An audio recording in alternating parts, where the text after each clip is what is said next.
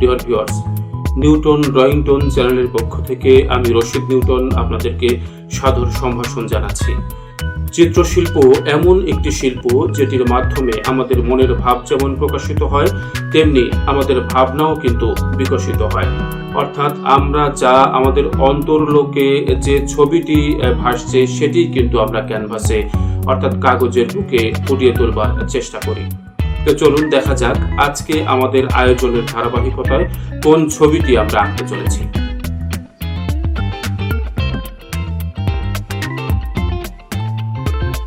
ছবি আঁকার কিন্তু কিছু নিয়ম কানুন রয়েছে। অর্থাৎ যারা জাত শিল্পী তারা কিন্তু আসলে তাদের ভেতরের প্রতিবিম্বটাকে কাগজে ফুটিয়ে তোলার চেষ্টা করে, তাতেই একটি সুন্দর ছবি হয়ে যায়।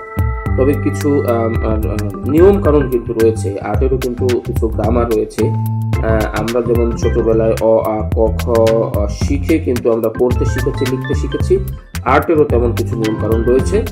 আমরা আমাদের ড্রয়িংগুলোর মধ্যে দিয়ে সেই গ্রামারগুলো আপনাদেরকে দেখিয়ে দেবার চেষ্টা করব, শিখিয়ে দেবার চেষ্টা করব, একসঙ্গে শিখবার চেষ্টা করব।